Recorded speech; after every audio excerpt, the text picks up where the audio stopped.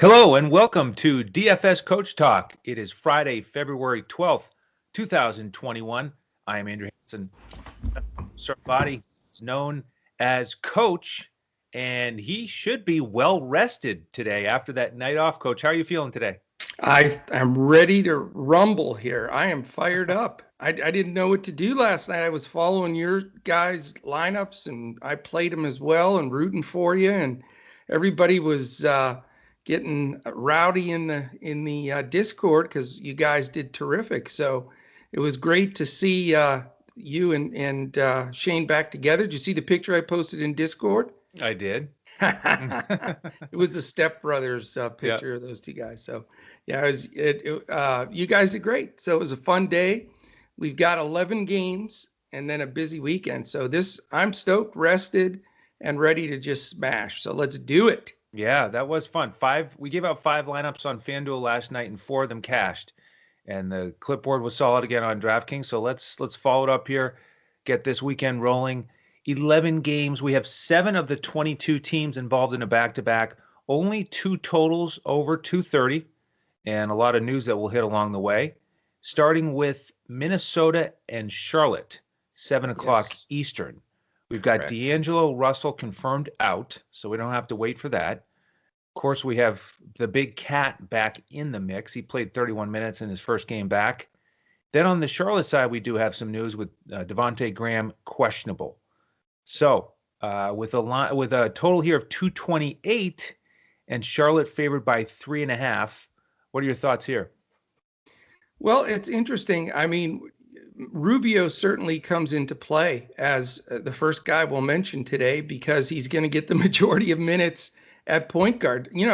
22 teams playing, we go right to Ricky Rubio, right?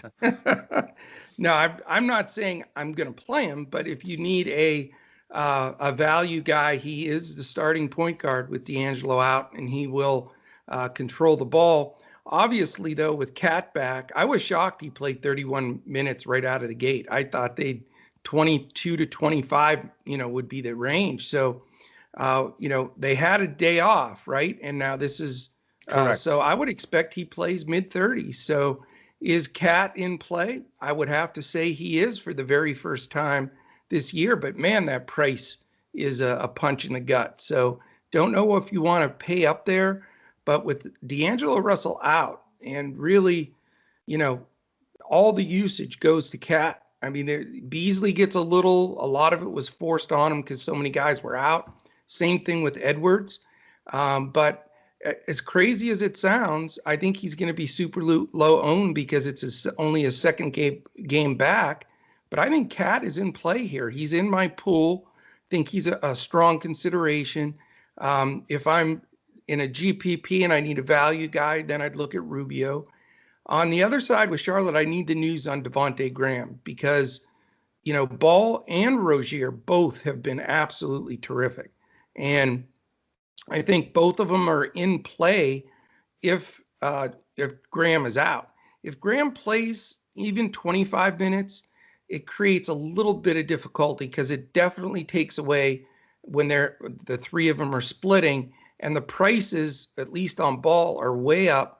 Rozier is still reasonable enough, but I'm not going to go with 22 teams playing to any of those three if Graham's in, but I'm going to keep my eye on it.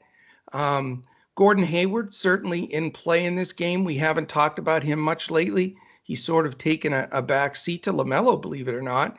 But I think in a game like this where he may get guarded by Edwards, we'll see, or Okogie. Okogie's a really good defender, but we got to look at that matchup and determine, if we can slide Hayward in. Again, we just need the rest of the news on the team there. Don't want to go with any of the bigs right now with PJ and Cody. I know Cat is not a good center defender, but, Cody gets minutes and he is solid, but they do rotate Bismack and play PJ a little big. So for me, this game is, in question regarding the news, but I do like Cat, as crazy as that sounds. I never expected to be going to him on his second game back, but if he played 31 the first game, I got to think mid-30s here. And with that, against the Charlotte team with a decent pace could be really enough to get it done at center. Yeah, he could. And, he's right in that borderline with Price where it's a price tag for Cat that makes sense. It's a little bit scary. Does he have a setback? Does he get mid-30s minutes? And it is a big slate, so I'm a little hesitant to go there. And that's what I'm hoping everybody is, because I think his ownership's going to be way down. That's the reason I think he's an edge. Right. On the Charlotte side, I agree. If Graham is out, then I'm going to look at Rozier. I think LaMelo Ball is a little bit too expensive. It is a great matchup. The Wolves are 22nd defensively, and he's got the quickness to get around Rubio at this stage of his career. But I like Rozier here. If Graham is out, he has really been stroking it. He's been incredible. He's 44% on the season on three-pointers, and he's making almost 4 per game for his last 8, and he's making at least 2 per night. So he's getting up volume, shooting it well. 6,400 as a point guard on FanDuel is attractive to me. Yeah. Other than that, I don't think I'm going to go anywhere else on Charlotte, even though it is a good matchup. Rozier is the guy for me tonight. I don't blame you for one bit. He has gone under the radar, especially with LaMelo's play. All right, game 2, Knicks and Wizards, the other 7 o'clock Eastern tip. And this is a contrast in styles. The Wizards, number 1 pace in the league. Knicks dead last at 30th. Yeah. We end up with a 218 total on BetUS.com.pa, our presenting sponsor. And Knicks favored by 2.5 here. They're on the front end of a back-to-back. They're going to host Houston tomorrow. And, in addition to the contrast in pace, we also have the contrast in defense, where the Wizards are second to last, Knicks number 6 under Thibodeau. So the place we have to start here is that Bradley Beal is out. He's getting a rest day. So Westbrook, big bump in usage and opportunity. But do we go there against this slow Knicks team, strong defense? He's in play for me, 9,000 and less. So it's not a crazy price tag, but this is not supposed to be a high scoring game. I don't think he's a lock and load, but he's definitely, he gets a big bump for me. Trying to figure out who the Wizards are going to start is a challenge in his absence. I think it could be Avdija. So that's my best guess. We've got Bertans, who's been starting. So they just continue to mix the lineup up every night. It's something different. I don't think I'm going to look anywhere else other than Westbrook. Avdija, if he starts, is a good price. Bertans is a reasonable price as a starter. But just kind of hard to predict what the Wizards are going to do. On the Knicks side, we've got Peyton at a good price tag against this Wizards terrible defense. He got 27 minutes last game out. The Knicks have really been a little bit inconsistent with their guard minutes, and now we've got Derrick Rose in the mix. So with Derrick Rose there, I'm not going to play anyone else. I'm not going to play quickly. His minutes were down last game with Rose in the mix. Not going to play Burks. Barrett is a nice price as a small forward on FanDuel. I like him against that bad defense. And then Mitchell Robinson, 5,100. He's a potential value center tonight. So this is one of those low-scoring games, but I may get 1 or 2 guys here. This is my keystone game, Andrew. Can you believe that? This is my keystone game. I can't believe it, but wow. I just feel like it's one of those scenarios where it fits. You've got Russell Westbrook, who's been getting a lot of heat. He hasn't been playing well. You've got 9 million % usage. How's that for an actual stat? Right. For Beal, that has to be, utilized. And Westbrook generally is the first one up to take that usage. So I think you're going to see him running, gunning, and firing. And I think, to me, even at that price, he's my first guy in. I just think he dominates play here for the Wizards. I don't like the other guys. Neto and Smith will split, Bertans is redefining scoring dependent for statistics. Right. That dude is ridiculous, man. He had 5 threes the other night for 15, and he had 17 DFS points midway through the third quarter. Isn't he like 6'9" or something? He's tall. It's ridiculous. But so I'm not going there. Hashimura's okay. He's been decent. And their bigs, they're just going to rotate, the Landon Lopez and those guys. But here's, so Westbrook's play for me, and I'm going to use my other spend up position to correlate this game. And I'm going with Julius Randle. I think, you can check my math here, but if you're 30th in pace and you're playing the number 1 team in pace, is that a pace up situation? Yes, just barely. Okay, slim winner there. So right. I think, Randall's making a run to try to make the All-Star team. He's been their go-to guy. They haven't messed with his minutes or his usage. Tibbs, loves him. I think he's going to get just a boatload of minutes and dominate in this pace. And I don't see any of the guys being able to guard him of the bigs from Washington or the power forwards. Hashimura's okay, but I think he's just, Randall's just too strong. So I love this game. I think that it's going to go under-owned. And, I may even stack RJ Barrett in here because his price is right. And they're not going to really have a good matchup for him. Not sure who's going to guard him. It may be Bertans, for crying out loud. Who knows? Or, we'll see who they start. Maybe Denny Advia starts and plays him. I don't know. But right now it's Westbrook, Randall, and probably Barrett. And I'm just going to really push a lot of chips to the center of the table in this game. I'm with you on the Knicks guards. I still can't understand the trade for Rose, and now he's just blown up their minutes.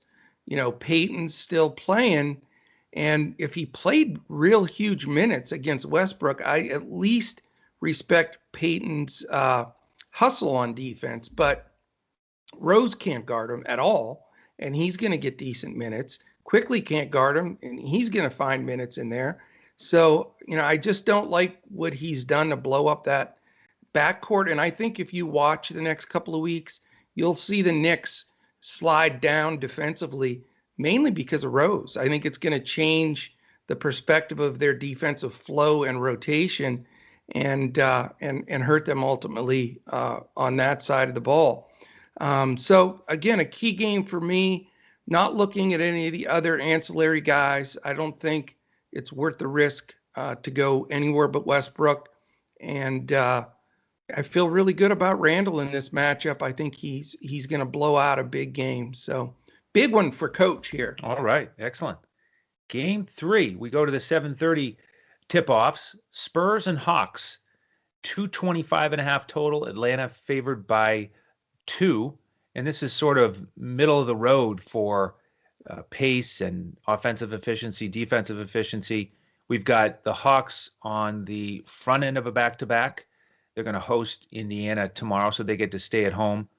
The news here, we've got Lamarcus Aldridge out for the Spurs.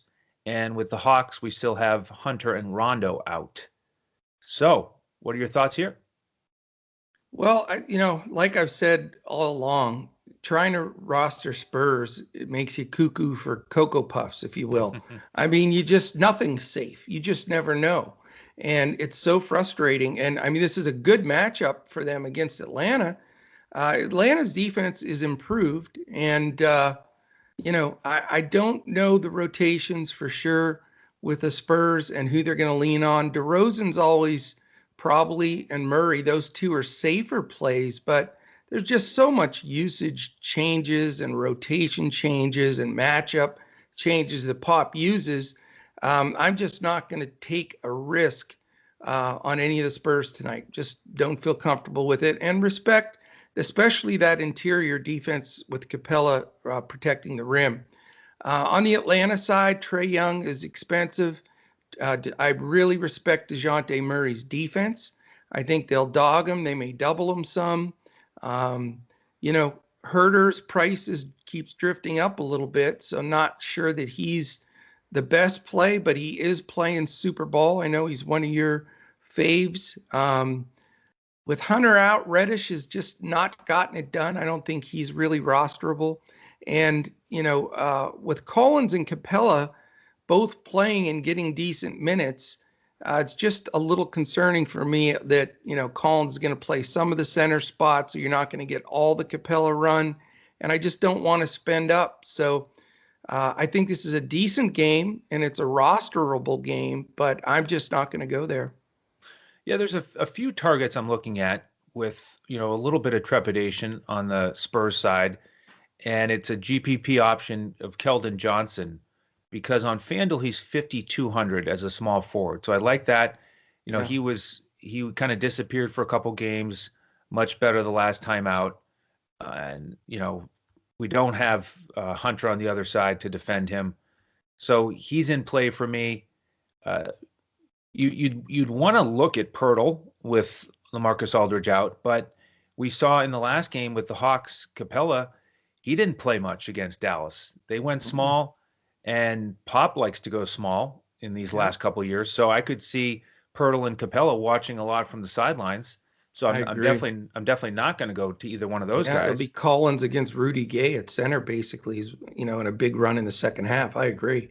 Yeah, and that's why Collins is in play for me. 7,600, 7,700. He's really stepped up when Capella has played fewer minutes. So he's in play for me. Herter's in play for me, especially on FanDuel, where he's still only 5,300. I like him there. And then Gallinari also in play for me on FanDuel, where he's only 4,100. He got to that 30-minute mark, like we talked about last game against Dallas. He did not shoot it well. Looked a little bit slow to me, a little bit sluggish, but a decent option for a GPP. And the nice thing about it is he does draw fouls, and he's shooting a cool 100% from the line this year. He knocks him down. Yep. Not bad. All right, next game we've got your Mavericks hosting the Pelicans. Another 7:30 game, and this is one of our 2:30 games. 232. Mavericks favored by 3. And how about this? Both teams now in the bottom 5 defensively. Crazy. Average pace and offense is both improving. The Pelicans are up to 8th with offensive efficiency. Yes. About time with all that talent on the offensive side. Now, Lonzo Ball has been picking it up. He has been making about 4 3-pointers a game here recently. And so when he's making his threes, we know that he picks up so many other stats that that's the type of situation where you want to target him. He's in the 6K range. He's playable for me in this potentially high-scoring game. Zion is playable for me at 8,000. I'm curious to see your thoughts on Kleba and how he might do against him. Hart is still at a playable price in the 4K range. The master rebounder off the bench. With the Mavericks, I'm not quite ready to pay up for Luka tonight. I think he could smash against this poor defense, but so many other options on this 11-game slate. If you're going to pay up for a guy like Westbrook, it gets harder and harder to also pay up for Luka. And I'm not interested in any of the Mavs secondary guys tonight. I don't think so. Although it's a high-scoring game, I don't know if I'll have much ownership here. What are your thoughts? I mean, this is a tempting game. I think it's going to get a boatload of ownership. I mean, not only is it one of the highest totals, but there's just so many outstanding players on both sides of the ball here. I think there's a couple of things. If I end up chickening out on the cat play, I may pay up for Luka tonight. I don't think they can guard him well. Lonzo can't. Bledsoe will try, but Bledsoe's small. I mean, Luka will pound that ball in the paint, where he's in the top 3 in finishing at the rim in the league. He's second. So Luka, I think, a phenomenal play here. I don't want any of the other rotational guys for Dallas. Too much rotation, playing 11 guys. They all have roles, but not on a size slate like this. The two things, though, that I will say as far as rostering New Orleans guys, Kleba being back gives the Mavericks a chance to at least control Zion to some extent. He's the only guy that can move as a big man and even have a chance at defending Zion. Now, nobody can really defend him when he's going to go to the basket and he has an angle. You're done. But Maxey is way better than anybody else on the Mavs, at least giving that a shot. And here's the problem with Zion that I found in just really statistically watching him. He is great. He's a great rebounder. He may be the best finisher at the rim in the paint of anybody in the league, but his outside shot is not good, and he's not confident in it. And I think it limits him a little bit. So, if the Mavs play that zone a little bit, which I think they will in this game, that really hurts Zion because they're going to be double down in the paint and just forcing some shots from outside. And, I think that limits him just enough that I'm not going to play him. Also, the best Mavericks defender this year has been Dorian Finney-Smith, last year too. And he's going to guard Ingram. Ingram, I'm sure, will do well, but I think for his salary, it's going to deter me from that spot. I'm with you, though. I'm tempted by Lonzo. I don't know if he feels the fire from his brother trying to keep up the level of play, but It is coincidental since LaMelo's been killing it. His game's really improved in his shooting as well. So feeling that little brotherly push there. But I think he's the guy that I'd look at from the Pelicans side, and I think he'll go low owned. And if I don't pay up for Luka, I probably won't have any Mavs, but I've got a feeling as the day goes on, I'm going to vacillate back and forth from Cat or Luka for that pay up to go along with Westbrook. Okay. Game 5, we've got the Clippers and Bulls.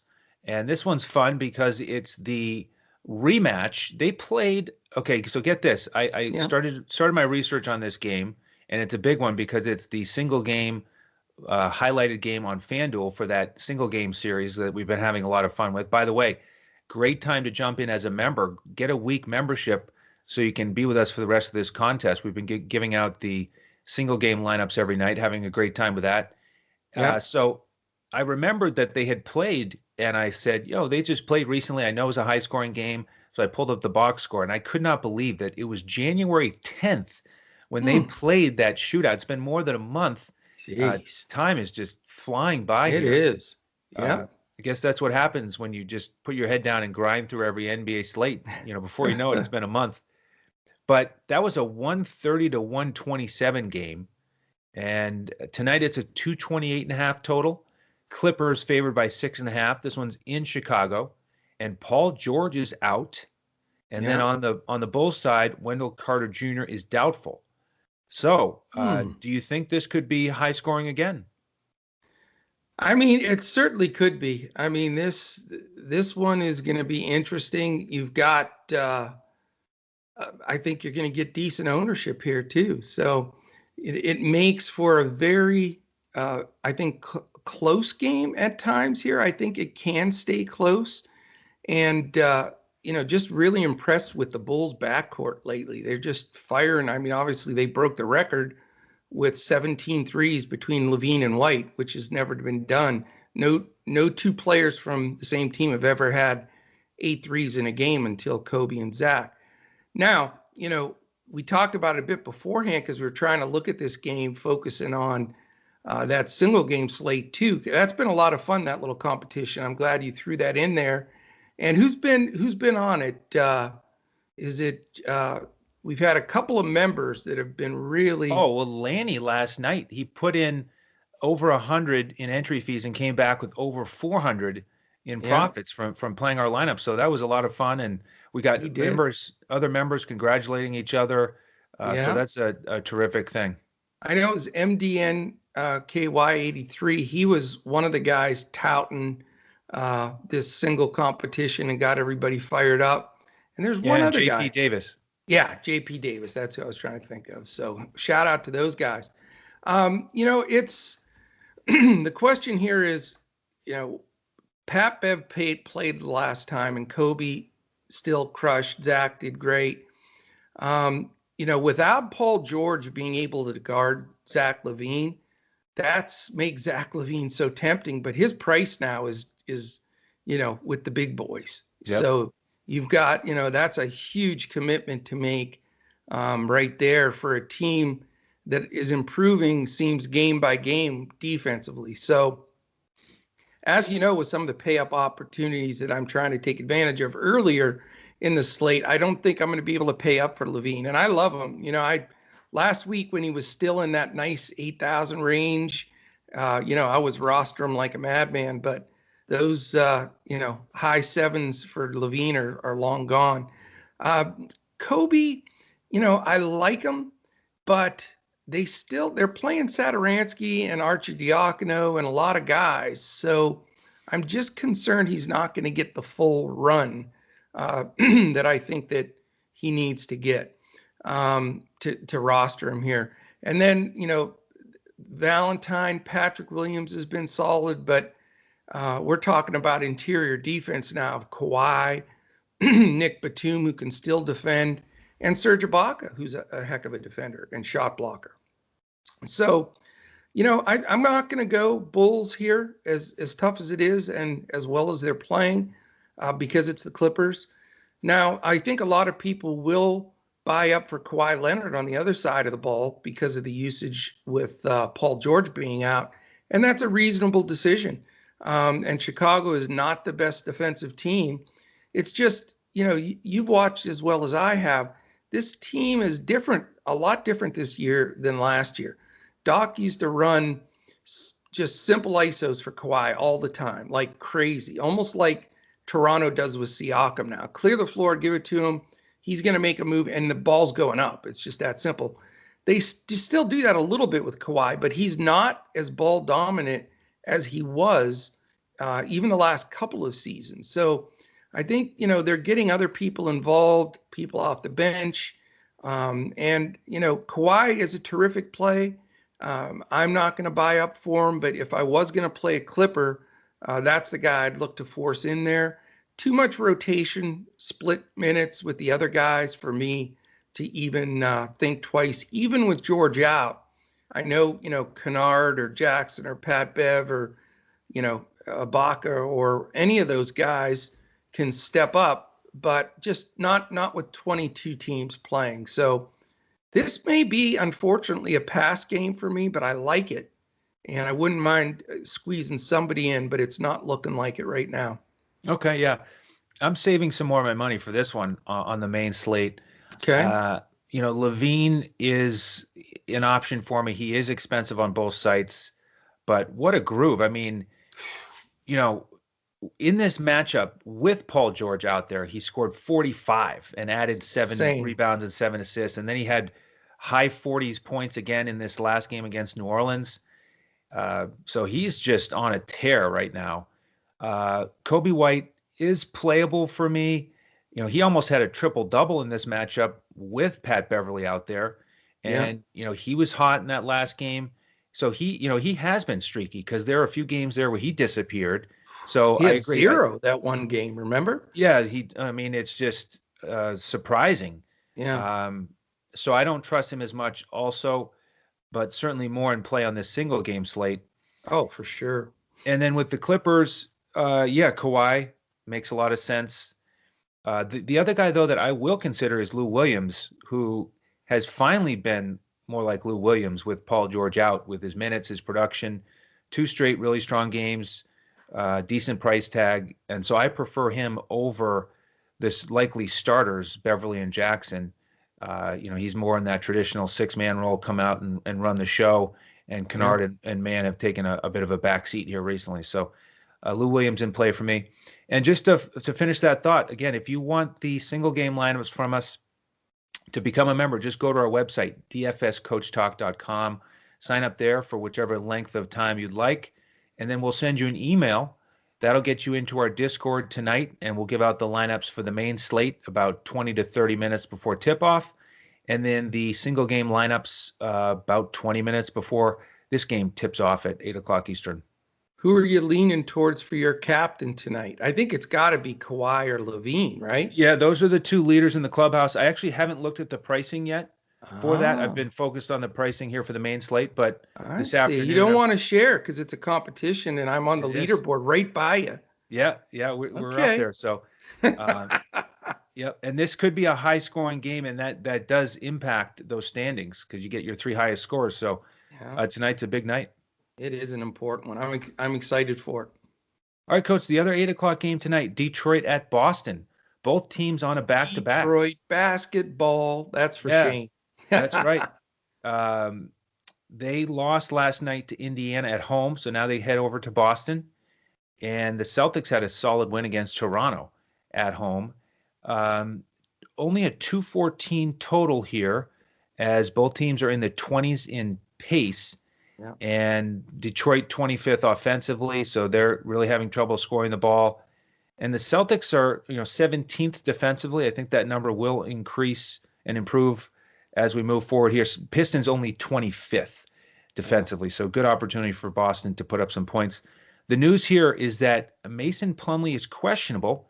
He was at late scratch last night with right elbow bursitis, and our man Isaiah Stewart just stepped up and crushed it for us in our GPP. I love his hairdo, man. He reminds me of James Brown from the old days. Yep. Yeah. You know what that I don't know. Right. Yeah.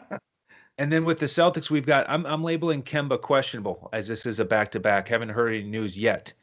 Think from coach speak, I think it's leaning towards him not playing. Okay. It's not decided, it's not official, but from what I read, it sounds less that he'll play than play. Okay.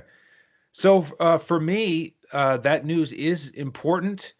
If Plumlee sits again, then Stewart is still very cheap. And again, a great example of why you need to be with us in Discord. We changed our GPP lineup at the last minute. We got Stewart in there. It allowed us to pay up for Steph and Lillard, and that was a very successful lineup. Yeah, So those Stewart, guys can't shoot at all, by the way. who's that? Steph and Lillard. Oh no, they were cold last night. Man, Steph was fun to watch. So Stewart is in play for me again if he starts. Grant is, okay. Probably won't go there here on a back-to-back. The other thing to look at here are these cheap guards. If Kemba is out, then Peyton Pritchard comes into play. He's in the 3K range on both sites. And then he would overshadow the other potential value guard here of Dennis Smith Jr., who's still minimum price on both sites. He got those 16 minutes we were predicting. Didn't do too much. He only took 5 shots. No. So, he's not my favorite target here, but if you're looking for a value, then those are the two guys to consider from this game. As for the bigs with the Celtics, Tice is still a good price. We'll see if there's any news with those guys.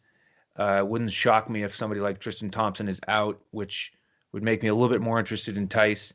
And Tatum certainly playable here, but this could be a game that just ends up a little bit of a dud with both teams on a back-to-back. Yeah, I'm with you, man. This is probably my least favorite game on the whole slate. I just don't like the feel of what the game flow will be here. We still need news. I think the two pieces of news are key. If Plumlee sits, Stewart certainly is playable. It's hard to swallow up that. He might be a Stewart a center or power forward on FanDuel. He's actually power forward at 3,600. See that now that's a big, if he's going to start and get good minutes, that's a great play on FanDuel for sure. And the fact that you could, play more than one center certainly makes him playable on Draftkings as well. So if Plumlee's out, that's a great value spot to go. And I'll tell you, it's taken this long in the season, but I can't believe Peyton Pritchard is as good as he is, man. The dude fits in the NBA, and I just didn't think he'd be able to do it. I was surprised they took him as early as they did in the draft, 30th or something. Thought he'd be a late second round guy if drafted. and he's played great. So if Kemba does sit, I think that he's a reasonable play, not a plug and play, but reasonable. After that, for multiple reasons, I don't like, I don't want to pay up for Grant with Tatum defense and vice versa. A lot of rotation at the other positions.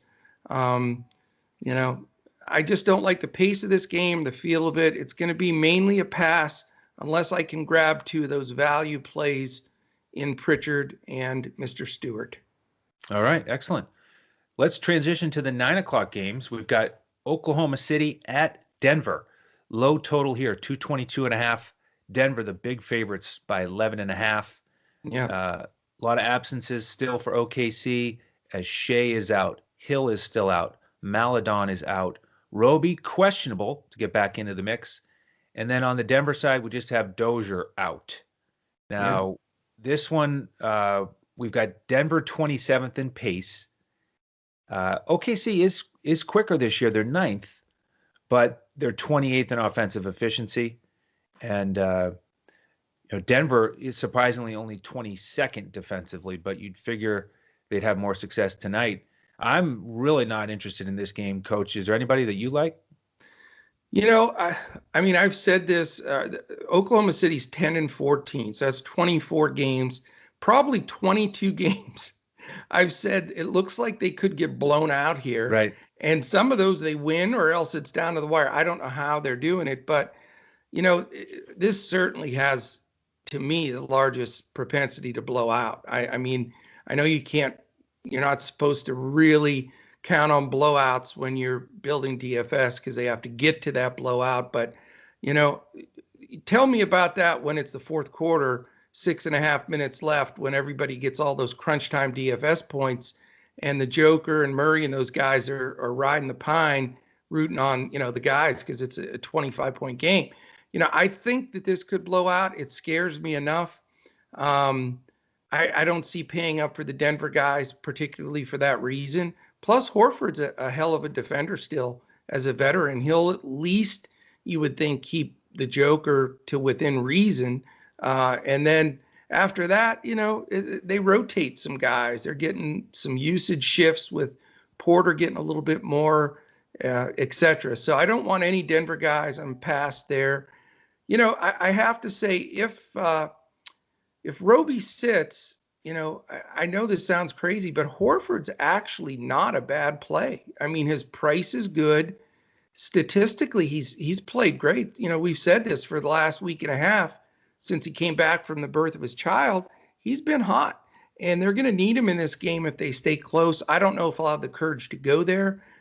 The only guy I'm looking at in serious thought right now is Diallo, just because with Shea out and he's just such an explosive guy. His usage is really good. And, Murray's not the best defender.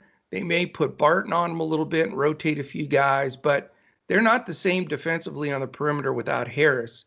And that, I think, gives Diallo, at least a look, although his price is getting a little stupid now. So possibly a pass for me, but I'll take a quick glance if that other value doesn't open up in this game. Yeah, I mean, with all those guys out for OKC, you got to at least look at these opportunities and price tags. And Diallo and Horford, certainly the leaders for me. The concern for me is back-to-back overtime games in LA. They lose them both. Should have won them both, and now they have to travel to the Mile High city. And I just think this is really the most likely one to blow out. I mean, Denver they just did it with Cleveland, smashed them at home, and all those guys sat the pine in the fourth quarter, like you're talking about. I think it's going to happen again tonight. And Diallo, I had him in a bunch of lineups, and he was amazing in the first half against the Lakers. Then he basically disappeared in the second half, and Dort and Horford were playing the two-man game, really running the offense. Yeah. Lots of times Horford was initiating the offense, and he was tremendous. But what does he have left in the tank? He is still a reasonable price tag. He's probably the guy most likely that I would pick. Diallo at 7K certainly could take advantage of the weaker spots in that Denver defense, like Murray. But I'm concerned about this game. And then Michael Porter Jr. is the guy that the only price tag I kind of like is 5,500 on FanDuel for Porter Jr. But I think Dort could be giving him some trouble if he's the guy they choose to match up against him. So I am, again, most likely going to pass this game. Yeah, do you see the defense Dort played? They showed it, in the face defense when he was guarding on LeBron, and just like torture him, and he still made one shot, but it was like, man, now that's some get up in your chops defense right there. He's a bulldog right there. He's fun to watch. I'll tell you what, I'm going to betus.com.pa, and I'm playing the Nuggets minus the points. So there you go. I'm not a big guy to give those picks that often. I leave that to you. But if there's ever a game that smelled like a blowout, again, 22 out of the 24 games, probably I've said that with Oklahoma City, but I believe this is the day they get smoked. All right. The other 9:00 game, I'm interested in this line. It's the Bucks in Utah, and the total is 233.5. Jazz favored by 2.5. Looking at that number, I kind of like the under. We've got the Bucks 9th defensively, Jazz 2nd in the league behind only the Lakers. Yeah. Jazz had that slow pace. They're 24th. I had forgotten that when these two teams played earlier, they combined for 249 points. Utah won in Milwaukee 131-118. Now, what happened that day is that Utah had a franchise record. They made 25 threes. Good Lord.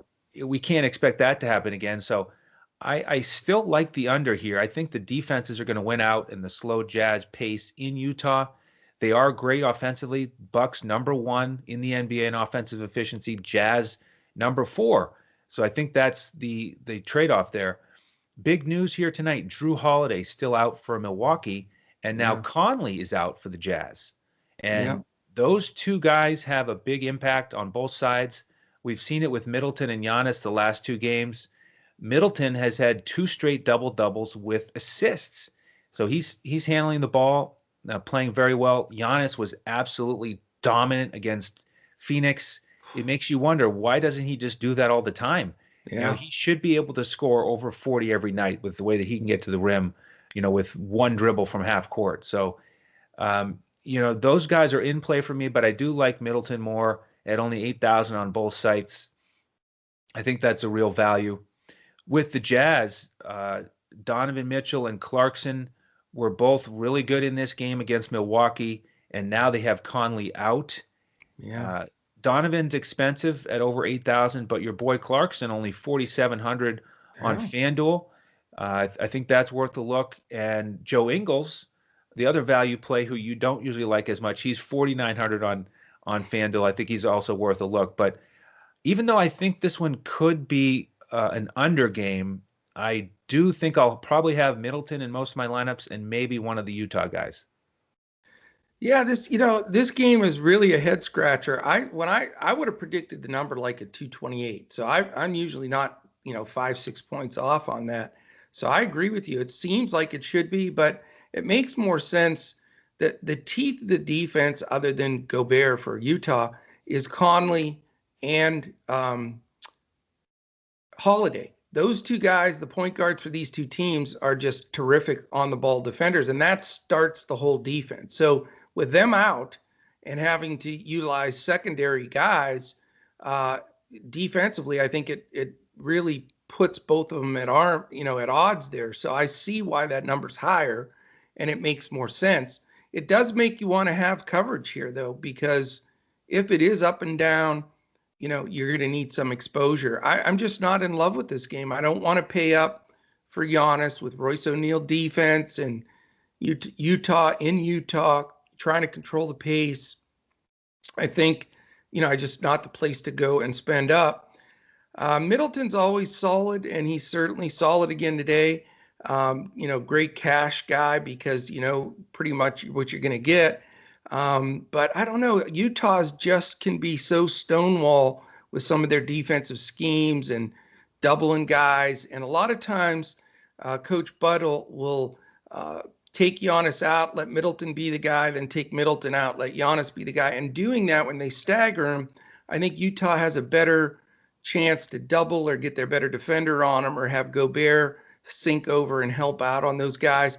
So I'm not going to roster any Milwaukee guys. That could be a downfall, but I just think the scheme and what Utah has, especially with Holiday being out, I just don't feel that I want to go there. Now on the Utah side, I think you've got a couple. You've got, to me, several options here. I like 3 or 4 guys potentially here. Maybe only going to play one of them, but I think you need, as if you're going to pay up and you haven't done it already in several spots.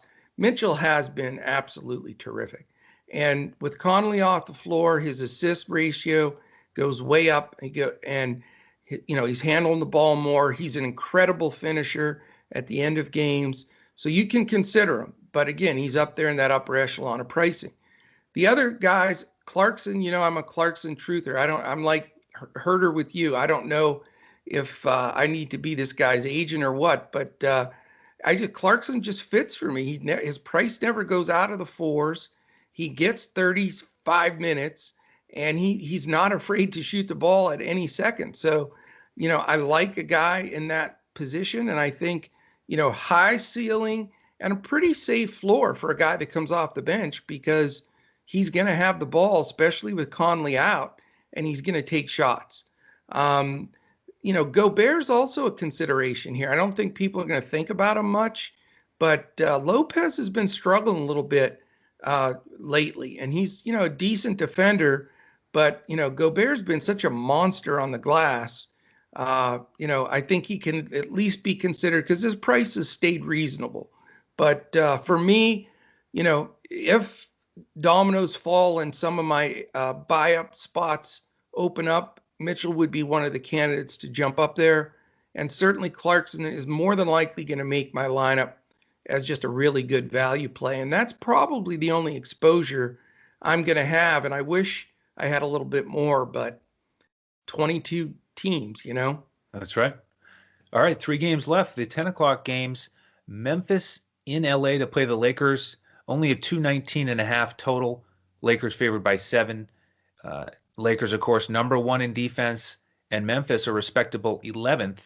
And then we've got average pace and average offensive efficiency. The news here, a little bit more concrete on the Memphis side, as Clark, Melton, and now Bain are all out. Yeah. On the Lakers side, AD is questionable and Caruso is probable. Take this one away for us.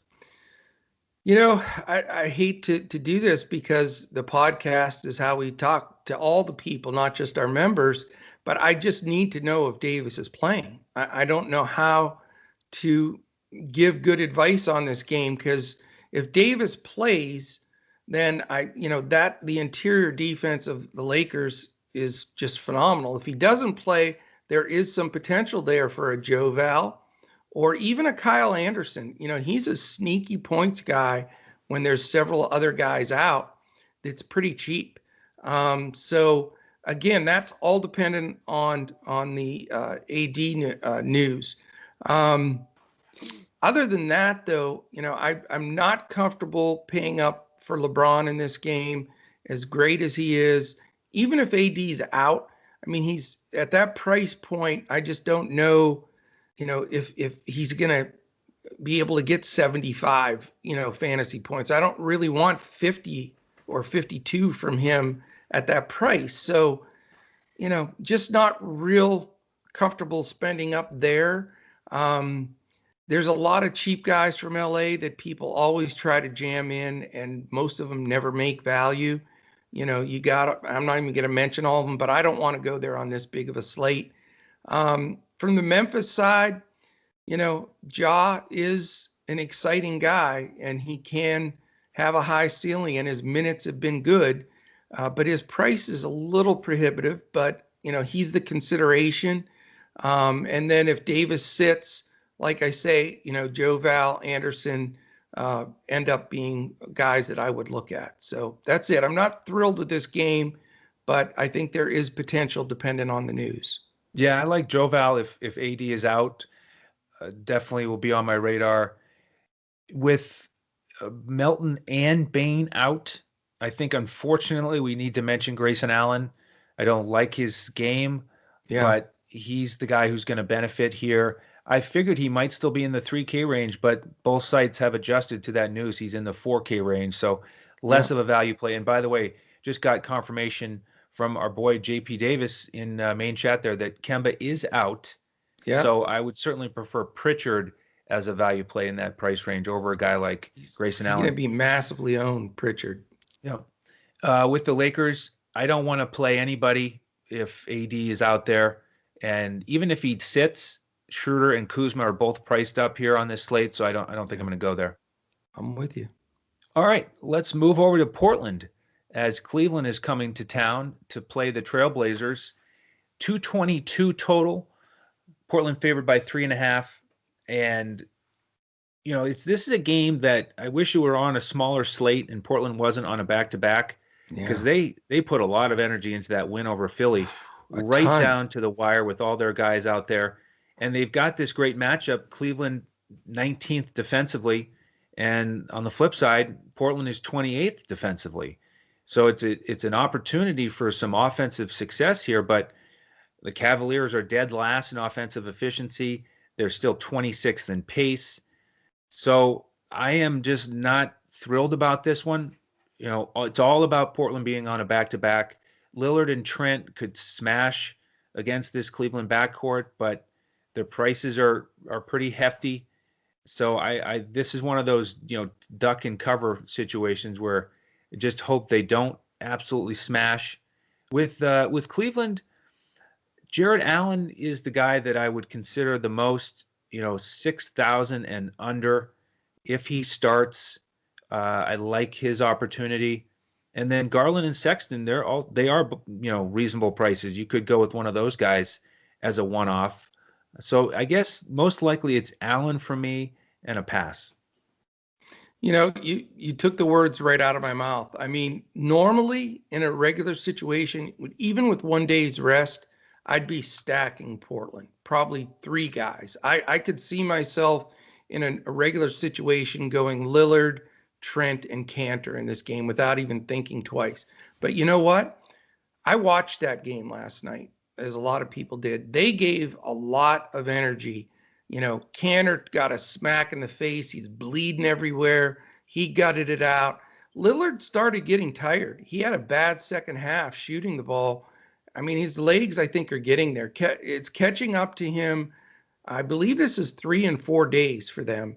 And it's a back-to-back off a really tough victory.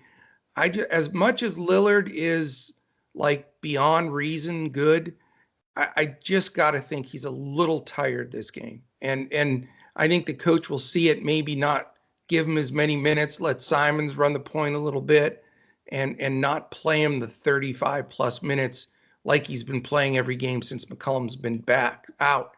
So I'm going to pass on Portland. I'm with you though. I'm terrified. I refuse to put this game on because I know I'll be just dying because I love to play guards against Cleveland's backcourt.